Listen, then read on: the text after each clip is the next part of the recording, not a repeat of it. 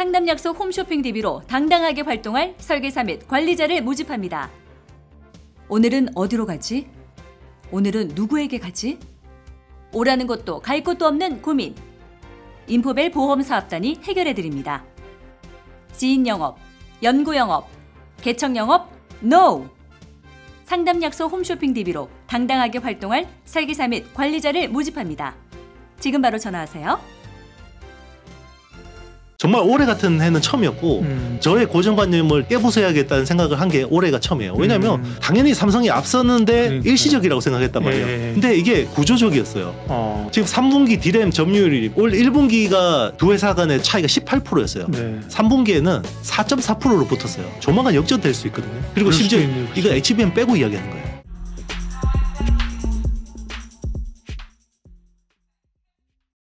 이민수의 경제 토크, 반도체와 관련된 중요한 이야기들을 합니다. IT의 신 이영수 대표님과 함께 내년 반도체 시장에서 과연 그럼 승자는 누가 될 것인가, 치열한 경쟁과 승자를 좀 미리 가늠을 해보겠습니다.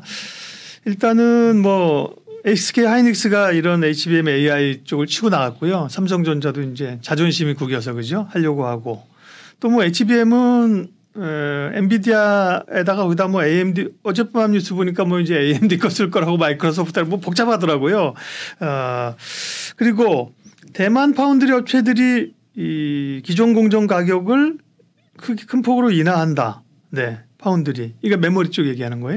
파운드리 쪽. 파운드리. 네네. 파운드리가 만들어진 가격. 그러니까 파운드리 가격을 그동안 낮춘다. 계속 올려왔었거든요. 네. 근데 이제 내년부터 빠른 속도로 낮출 것 같습니다. 그건 뭘 얘기하는 거예요? 그만큼 이제 급한 게 다 해줬다는 건가? TMCS는 뭐 그 라인이 없다며. 네네.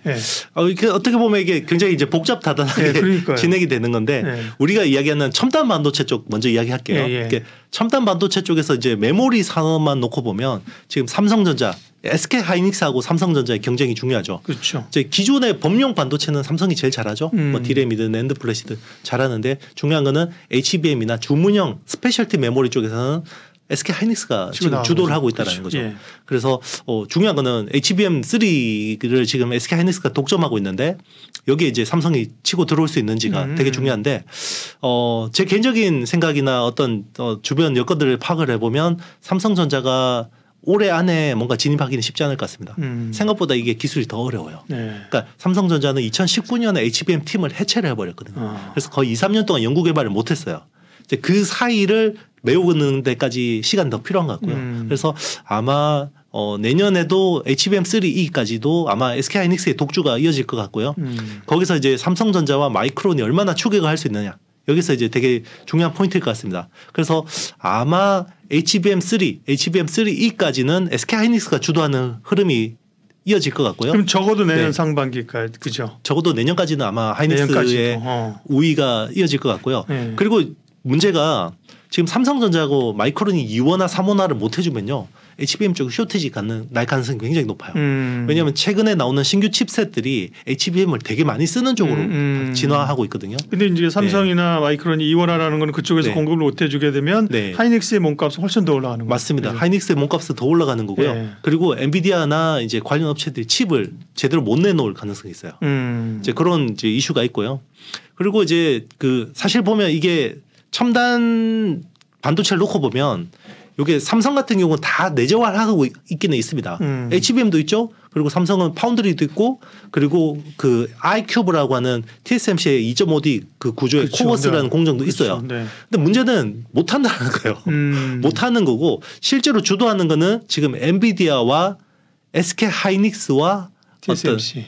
TSMC의 연합이에요. 그렇죠, 맞아요. 이쪽 연합군이 잘 돌아가고 있는 거거든요. 그렇죠. 사실 삼성은 삼성 혼자 다 하는 거고. 그렇죠? 뭐 자기들이 잘할 수 있다고 하지만 사실 말만 나왔고 제대로 된 게 없거든요. 올해만 놓고 보면. 그래서 사실은 이제 내년에도 이게 제가 봤을 때는 이게 과연 잘 될 수 있을지에 아니 대해서 삼성이 그동안 잘한 거잖아요, 그죠? 잘했죠. 법령은 잘했죠. 그러니까 잘했는데 이제 판이 바뀌어 버리니까. 그렇죠. 그러니까 예전에 일본 반도체가 무너질 때도 그런 거잖아요. 원래 기업용 메인프레임 시장이 메인이었는데 이게 PC 시장으로 바뀌는 퍼스널 컴퓨터 시장으로 바뀌는데 적응을 못해서 일본이 몰락한 거잖아요.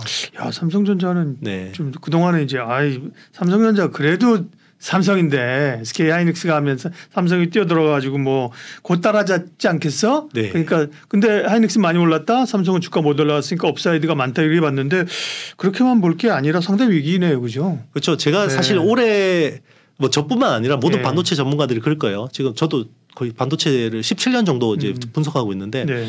정말 올해 같은 해는 처음이었고 그리고 저의 고정관념을 정말 깨부숴야겠다는 생각을 한 게 올해가 처음이에요. 왜냐하면 이거는 당연히 삼성이 앞섰는데 그러니까. 일시적이라고 생각했단 말이에요. 예. 근데 이게 구조적이었어요. 왜냐하면 지금 3분기 디램 점유율이 마켓시어가요. 올 1분기가 두 회사 간의 차이가 18%였어요. 네. 3분기에는 4.4%로 붙었어요. 그러니까요. 조만간 역전될 수 있거든요. 그리고 그럴 심지어 수도 있네요, 그렇죠? 이거 HBM 빼고 이야기하는 거예요. HBM 포함한 게 아니라? 네, 빼고 이야기하는 겁니다. 아 그래요? 그만큼 지금 삼성이 정말 위기예요. 그러니까 너무 당황스러운 거죠. 그러니까요. 당황스럽네, 그죠? 네. 그래서 이런 상황인 거고요. 근데 뭐 삼성을 네. 디스하려고 우리가 하는 건 아니고. 네, 절대 그러니까 아니고. 이 네. 시장의 구도를 그죠. 뭐 그건 데이터로 나타나는 건데 뭐 어떻게 제가 뭐 그러니까요. 디펜스 해줄 수도 없어요. 네, 이거는. 네. 그리고 이제 뭐 이런 이제 어떤 선단 공정에서는 이런 경쟁 구도가 있고 그리고 레거시 공정이라고 하죠. 구형 공정. 여기서도 지금 시장이 장난이 아니에요. 왜냐하면 최근에 이제 대만에 보면 UMC나 그리고 VIS, PSMC라는 이제 그런 레거시 파운드리를 하는 업체들이죠. 레거시 파운드리 하는 업체들이 작년에 돈을 엄청 벌었어요. 여기는 이제 네. 디램 아니고 파운드리. 네, 파운드리. 작년에 돈을 엄청 벌었거든요. 그때 그 쇼티지 나서 엄청 돈을 벌었는데 내년부터 중국에서 28나노 이상급 레거시 파운드리가 32개가 들어옵니다. 들어온다는 게 무슨 말이에요? 32개가 만들어진다. 그러니까 그 탭이. 예. 공장이. 네.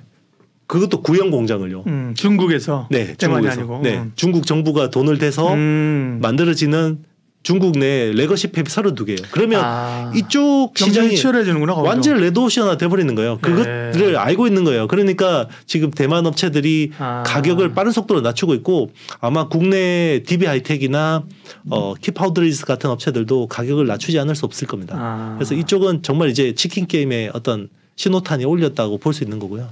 파운드리도 쉽지 않네 그러면 삼성은 그죠? 뭐 삼성이 그래도 삼성 파운드리는 선단 공정이 주력이기 때문에 상대적으로 이제 좀 덜한데 뭐 DB 하이텍이나 키파운드리즈 같은 업체들은 좀 이제 힘들어질 수도 있습니다. 그러면 TSMC도 말씀하신 것처럼 선단 공정식이니까 이 지금 그런 파운드리의 레드오션에서는 좀 비껴 있는 거예요? 그렇죠. 뭐 네. TSMC도 그 레거시 공정은 타격을 보는데요. 근데 이제 TSMC는 이런 시장 상황을 알고 5나노 이하급을 빠른 속도로 늘리고 있어요. 그러니까 선단 공정 쪽은 수요가 좋고 가격을 그렇게 낮출 그 상황은 아니거든요. 네. 그래서 이제 그런 레거시 공정의 어떤 피해 부분을 선단 공정으로 커버하려고 하고 있고 실제로 내년 파운드리 업체 중에서 두 자릿수 성장하는 회사가 거의 TSMC 정도밖에 없을 것 같습니다. 네. 네. 와, 우리가 지금 이 주제는 어쨌든 AI가 가져온 변혁에 있어 누가 승자가 될 것이냐. 뭐 이런 얘기였는데 그거보다 삼성전자의 위기 이렇게 자꾸 그죠? 왜냐하면 AI 시대에서 삼성전자가 위기를 겪고 있죠. 그러니까요. 네. 만약에 AI 시대가 안 왔으면 계속 그냥 삼성은 잘했을 수도 있어요. 근데 이 AI 시대에 대응을 못한 거예요. 근데 우리나라가 삼성전자가 사실 어려우면 우리나라 어렵잖아요, 그죠? 그렇죠. 네. 반도체가 핵심인데. 맞습니다.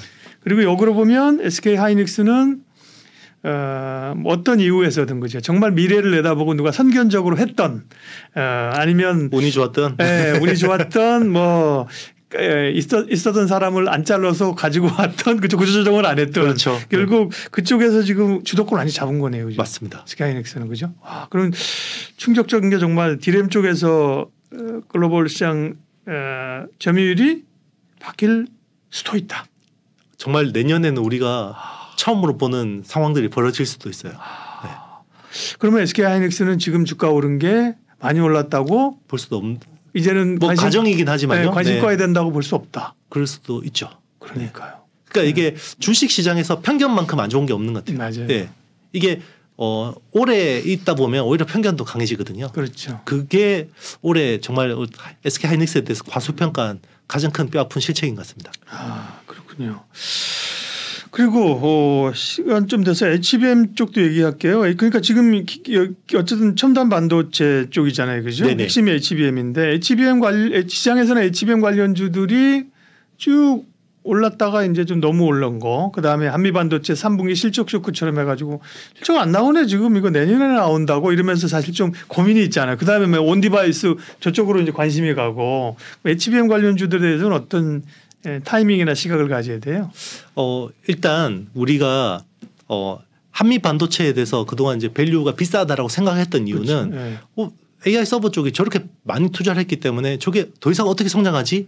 라는 고민이 있었잖아요. 근데 중요한 게 AI 혁명의 사이클 특징 자체가 모두 속도전이에요. 그렇군요. 모든 게 속도전이에요. 예전에는 모바일 혁명 때는 3년 4년에 벌어질 만한 사이클들이 막 1년에 압축돼서 일어나요. 그러니까 원래 온 디바이스 AI라는 키워드가 나오려면 원래 정상적이라면 2년은 있어야지 나와야 되는 키워드들인데 벌써 왔죠. 그러면 온 디바이스 AI가 되려면 그 엣지 디바이스에서 3D 패키징이 돼야 돼요. 3D 패키징이 돼야 되는데 그거는 기존의 2.5D의 어떤 어드밴스드 패키징 수요에다가 3D 패키징 수요가 더해지는 거예요. 그러면 지금 2.5D 얘기하고 네, 2.5D 이제 막 진행되고 있고 2.5D를 위해서 지금 HBM 투자를 내년에 2배, 3배 한다라는 거잖아요. 그럼 3D 패키징에 대한 투자가 또 남아 있는 거예요. 그러면 이게 물론 아주 뒤에 있는 것들 땡겨서 내년에 다 몰아넣는 거긴 하지만 어쨌든 우리가 생각한 것보다 업사이클이 커지면 그 주가가 더 갈 수도 있는 거예요. 그리고 이제 제가 이야기했지만 어드밴스드 패키징의 핵심 공정이 두 개예요. 반도체 웨이퍼 구멍을 뚫는 TSV, 스루 실리콘 비아라는. 그게 이제 한미 반도체 하는 거. 그거는 이제 어플라이드 머티리얼즈나 램 리서치 같은 시각 업체들이 하는 거고요. 네네. 칩을 두 개 붙이는 거. 그러니까 TSV하고 칩을 붙이는 게 핵심 공정인데 칩을 붙이는 쪽에서 탑을 먹은 거예요. 본딩이라는 맞습니다. 거죠. 네, 그게 서멀 컴프레스라는 이제 그 열압착 본딩 쪽에서 기존의 업체들이 되게 많았는데 뜬금없이 국내 한미 반도체라는 회사가 나와서 그냥 금메달 따버린 거예요. 네. 근데 이게 3D 패키징에서도 똑같은 수혜가 이어질 것 같거든요. 그러면 그 기대감이 있다 그러면 한미 반도체는 이제 밸류 비싸다 할 게 아닐 수도 있습니다. 뭐 이거는 이제 가정이긴 합니다. 그러니까요. 네. 그렇게 뭐 2차 전지도 뭐 기대감 땡겼을 때는 뭐 맞습니다. 80배 뭐 그죠? 그렇죠. 뭐 아마 LG 엔솔도 한 80배 갔을 게 있을 거예요. PR이 그죠? 뭐 보통 100배까지 그러니까 오시팅 하긴 하죠. 네. 100배까지 갔었는데 지금은 HBM 관련 좋긴 한데 뭐 PR이 50배 이건 너무 과한 거 아니야? 5, 60배 그랬는데 그죠? 그 반도체 업계에서는 어떤 이야기를 하냐면 지금 후공정 쪽에서 ASML 같은 업체가 나왔다고 이야기를 합니다. 그러니까 이 노광 장비를 독점하는 ASML 그렇죠. 같은 회사가 어드밴스드 패키징에서 나왔다고 이야기를 하는 거예요. 그게 한미 반도체를 이야기하는 거죠. 그거는 이제 국내 반도체 전문가들이 하는 이야기가 아니라 해외 쪽에 있는 전문가들이 그런 이야기를 합니다. 네. 네. 그러니까요. 네. 한미 반도체에 대한 관심도 여전히 이어가야겠네요. 뭐 그죠? 그렇다고 해서 제가 뭐 밸류 부담이 없다. 뭐 지금 사라 이런 이야기 절대 아니고요. 이게 뭐 저는 산업적인 측면에서 말씀드리는 거예요. 이거 그렇죠. 이제 산업적인 측면하고 또 주가는 또 다를 수도 있으니까 다른 측면이니까. 네, 그런 것들은 본인이 잘 판단해서 이제 투자에 잘 녹여내셔야 될 것 같습니다. 네, 그러게요. 그럼 마지막으로 저 얘기 좀 한번 해주세요. 근데 아까 이제 이런 IT의 발전 단계가 있잖아요. 지난번에도 반도체 얘기할 때도 그 4단계인가 얘기하셨던 게 있는데 AI만 보더라도 지금 AI의 그 발전 단계가 있잖아요. 그러면 이제 AI 서버가 학습하고 추론하고 지금 속도전으로 디바이스와 빨리 만났는데 그럼 여기서 끝이 아닐 거 아니에요. 또 다음 단계가 있을 거 아니에요. 그렇죠. 그러니까 중요한 게 데이터 트레이닝 측면에서 보면요. 일단 제가 근본적으로 AI가 왜 속도전이 될 수밖에 없는지에 대해서 말씀드릴게요.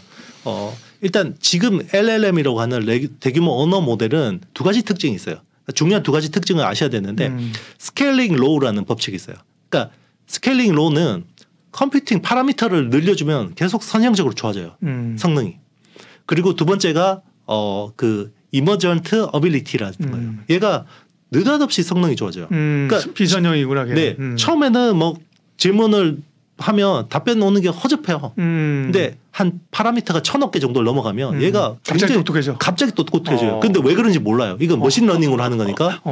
요 두 가지 때문에 그런 거거든요. 그러니까 아니 사람도 그러잖아요. 네. 뭐 기술 같은 거 운동선수도 할 때 하면 퀀텀 점프라고 하는 거거든요. 맞습니다. 그게 그렇죠. 1시간 하면 요만큼 기대학 늘고 2시간 하고 그다음에 한참 정체돼 있다가 그게 쌓이고 우리가 펑 뛰는 맞습니다. 순간이 있는 거거든요. 그렇죠. AI가 그렇거든요. 그러니까 이제 처음에는 스케일링 로우 때문에 엔비디아 GPU를 최대한 많이 갖다 놓으면 우리 AI 성능이 좋아지잖아요. 그렇죠. 자, 최근에는 어떤 일이 벌어지냐면요. 그동안에는 빅데이터라는 것들을 좀 쉽게 갖다 썼어요. 그동안 이제 빅테크 업체들이. 근데 이게 여기에 저항이 생기기 시작했습니다. 왜 그러냐면 그렇죠. 기존에 빅데이터를 생산하던 그 어떤 크리에이터들이죠. 크리에이터들이 IP에 대한 권리를 주장하기 시작했어요. 그게 최근에 헐리우드 쪽에서 파업이 일어났습니다. 그러니까 왜냐하면 내가 만들어낸 창작물 가지고 얘가 학습을 했는데 얘가 내 일자리를 뺏는 거예요. 그러면 내 IP에 대한 권리를 달라. 근데 빅테크 업체들은 내가 뭘 가지고 공부했는지 다 데이터셋에 대한 정보를 공개를 안 했거든요. 그렇죠. 근데 앞으로는 데이터셋에 대한 정보를 공개하고 여기에 대해서 가치를 줘야 돼요. 예전에 우리 MP3 플레이어 나왔을 때 처음에 다 공짜로 들었잖아요. 그렇죠. 근데 나중에 다 돈 주고 샀죠. 그렇게 되면 어떻게 됩니까? 빅데이터를 이제 조달하는 비용이 들죠. 그러니까 빨리 안 하면 나중에 점점 더 비싸게 개발해야 돼요. 그리고 요즘에는 어떤 게 있냐면 빅데이터에다가 독을 풀어요. 크리에이터들이. 그러니까 사람이 보면 인지를 못 하는데 여기에 그림 같은데 픽셀에다가 그 사람이 못 알아보는 굉장히 독을 풀어 놨는데 이걸 가지고 AI가 학습하면 성능이 확 떨어져요. 바보가 되게 예, 바보가 돼서 나와버리는. 그러니까 나한테 돈을 내고 그렇지. IP를 사가지 않으면 독을 풀어버릴 거야. 예. 그러니까 해독제를 같이 그렇죠. 사. 이런 흐름들이 점점 더 강해진다는 거죠. 그러면 빅테크 업체들 입장에서는 핵 개발하고 똑같아요. 지금은 쉽게 개발했는데 지금은 또 돈 많이 든다고 난리지만 나중에는 훨씬 많이 들어. 맞습니다. 그렇기 때문에 AI 혁명의 사이클이 짧아질 수밖에 없는 거예요. 그 이유가 그렇군요. 맞습니다. 그래서 지금 생성형 AI 데이터 트레이닝하고 바로 또 온 디바이스 AI로 가고 왜 이렇게 빨리 가지? 그럴 수밖에 없는 거예요. 늦게 갈수록 돈이 더 많이 듭니다. 그러니까요. 네. 그러니까 이제 AI가 학습해서 그게 이제 결국은 이제 상업화가 돼야 되고 응용이 돼야 되니까 디바이스를 네네. 이제 만나기 시작했다. 지금 그 만나는 네네. 거잖아요. 그렇죠. 그래서 그 다음으로 이제 디바이스가 만나면 디바이스를 쓰는 사람들하고의 관계에 있어서 뭔가 또 좀 일어날 일들이 많이 있네요. 그죠? 그렇죠. 뭐 이제 그런 IP에 대한 권리 그러니까, 뭐 그런 것들 중요하고요. 그리고 이제 지금까지는 데이터 트레이닝 했다고 그러지만 여기서 끝이 아니에요. 그러니까 지금은 우리가 언어만 얘가 학습한 거예요. 언어를 학습하고 그다음 뭘 학습해야 되죠? 사람하고 똑같아요. 멀티 모달을 학습해야 됩니다. 사람처럼 오감을 익혀야 돼요. 시각, 청각, 촉각, 후각, 미각 이런 것들을 AI가 배워야 돼요. 그러면 거기에 대한 학습 수요가 또 있어요. 네, LLM에서 끝나는 게 아니에요. 그리고 나서 얘가 몸이 생기죠. 레벨 3 자율주행차와 휴머노이드 로봇에 AI가 적용이 되죠. 그러면 어떻게 돼요? 잘 움직이는 법을 또 배워야 됩니다. 그게 운동지능이라고 하죠. 네. 무시무시한 세상이 오네. 그렇죠. 그걸 테슬라는 이미 하고 있다는 거예요. 네. 그러면 다른 회사들은 어떻게 해야 되죠? 또 해야 되죠. 그럼 하려면 투자를 해야 되죠.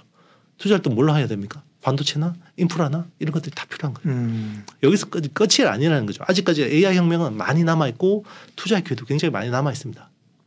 정말 드라마틱한 시대를 우리가 참 사네요. 그죠? 그렇죠. 네. 네. 어떻게 보면 좀 그러니까 흥미롭고 그죠?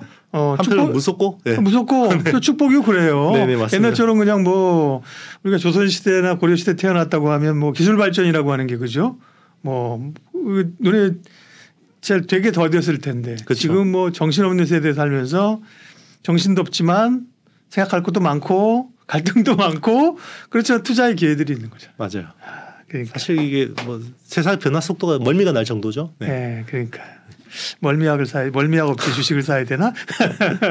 오늘 반도체 관한 또 깊은 이야기 아주 재미있게 얘기했습니다. 이영수 대표님 함께 해주셨습니다. 고맙습니다. 네, 감사합니다. 상담 약속 홈쇼핑 DB로 당당하게 활동할 설계사 및 관리자를 모집합니다.